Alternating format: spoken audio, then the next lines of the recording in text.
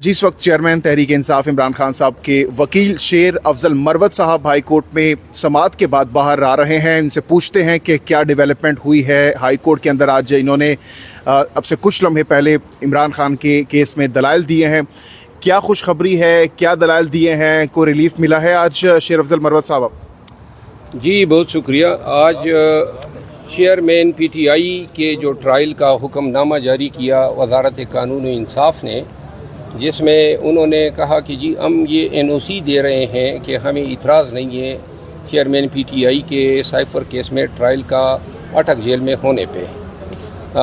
इस एनओसी को जवाज़ बना के जो फाजिल जज साहब हैं डेजिग्नेटेड कोर्ट के, वो चले गए अगले रोज़ और वहाँ पे उन्होंने जेल में समाअत की। इस हवाले से कानूनी नुकात उठाए हमने रिट पिटीशन में चेयरमैन पीटीआई की तरफ से। पहला सवाल इसमें ये उठा कि नो ऑब्जेक्शन सर्टिफिकेट जो है ये हुक्मनामा तो नहीं है, वजारत कानून से ये एनओसी किस कानून के तहत मांगा गया, कानून इस पर खामोश है। फिर अगर कोई कहता है मुझे इतराज़ नहीं है तो इसका ये मतलब नहीं होता है कि जी अब ये हुक्मनामा तस्वुर किया जाए और आप ट्रायल दूसरे सूबे में ले जाएँ।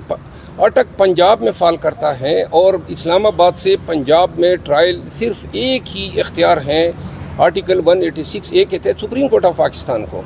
सुप्रीम कोर्ट ऑफ पाकिस्तान ने ऐसा कोई हुक्मनामा जारी नहीं किया। ये इख्तियार जो है वजारत कानून के नाम पे वफाकी हुकूमत ने जो है एक्सरसाइज कर ली है। दूसरी बात ये है कि अगर एक ट्रायल जो कि इस्लामाबाद के हैं वो अगर सुबह पंजाब में इनका इनेकाद होता है तो कानूनी तौर पर पंजाब में किए गए ट्रायल की अपीलें रिवीजन तमाम जो हैं वो लाहौर हाई कोर्ट के सामने दायर होंगी।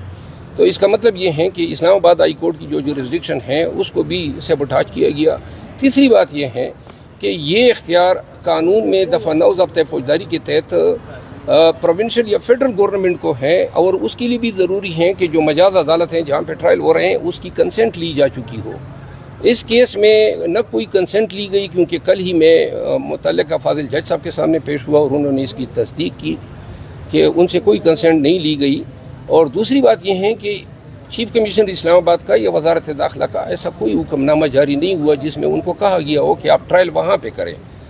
चौथी इसमें अमर ये था कि इसी जज साहब ने, जो ट्रायल जज साहब हैं, उन्होंने प्रोडक्शन आर्डर जारी किया था। जुडिशल एक आर्डर था और वो मैंने कापी लगाई थी जिसमें जेल हुकाम को हिदायत की गई थी कि 30 तारीख को अदालत में पेश करें। वो हुक्मनामा न किसी ऊपर की अदालत ने सेटिसाइड किया, न उसी जज साहब ने रिव्यू किया और इस एग्जेक्टिव हुक्मनामे की बुनियाद पे उस जुडिशल आर्डर को ओवरराइड करते हुए ये जो ट्रायल है इसके लिए जज साहब जो हैं वहाँ पे गए। यहाँ पे दो और भी कानूनी नुकात हमने उठाए। ये जो जज साहब हैं ये ATC जज 1 हैं और एंटी टेररिज्म एक्ट 1997 के तहत या हाई कोर्ट का जज या फिर डिस्ट्रिक्ट एंड सेशन जज जो हैं वो ATC कोर्ट का जज बन सकता है। यहाँ पे साइफर के लिए जिस जज साहब को उन्होंने मुकर्रर करना था वजारत कानून ने, वो मजिस्ट्रेट की तारीफ में आना चाहिए था। इन्होंने सेशन जज को मजिस्ट्रेट बना दिया अपने हुक्मनामे में और ये 15 दिन पहले एक और जज साहब थे, उस जज साहब को हटा के इन्होंने इनको लगा दिया। ये सारी चीज़ें हमने चैलेंज की। इस सब के पीछे यही एक महरक है। जब तोशाखाना में चेयरमैन पीटीआई की अपील सस्पेंड हुई तो कानूनन उनको जो है अटक जेल में मज़ीद नहीं रख सकते थे। अब अटक जेल में मज़ीद रखने के लिए ये गैर कानूनी हुक्मनामा जारी किया गया और अटक जेल से जो हमारे खदशात हैं वो सबसे पहले से आपके इल्म में है। हमने पहले से इस पर एक रिट पिटीशन मैंने दायर की हुई है और जिसमें हमने इस्तदा की है कि उनको अडियाला जेल मुंतकिल किया जाए।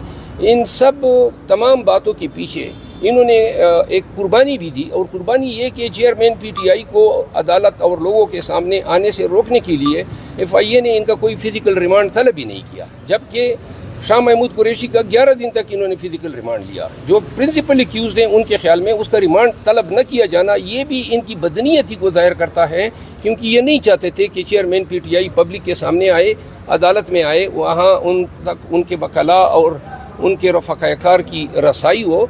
और इस सब के पीछे महरक ये है कि साइफर पे वो चेयरमैन पीटीआई के बयान को रोकना चाहते हैं, जिससे एक बोंचाल आया हुआ है यूनाइटेड स्टेट्स ऑफ अमेरिका में जो बाइडन की हुकूमत को, क्योंकि इसी चार्ज पे डोनाल्ड ट्रंप जो हैं वो अब जेल में हैं। उन्होंने सदारती इंतखाबात थे بیلاروس میں، اس میں مداخلت کی تھی، اور یہی چارج اب جو بائیڈن کی طرف آ رہا ہے، اور اس یہ جو لیکیج ہوئی ہے سائفر کی امریکن سائٹ سے، اس کے بڑے ہی مہلک نتائج برآمد ہوں گے برسر اقتدار پارٹی جو یونائٹڈ اسٹیٹس میں ہے۔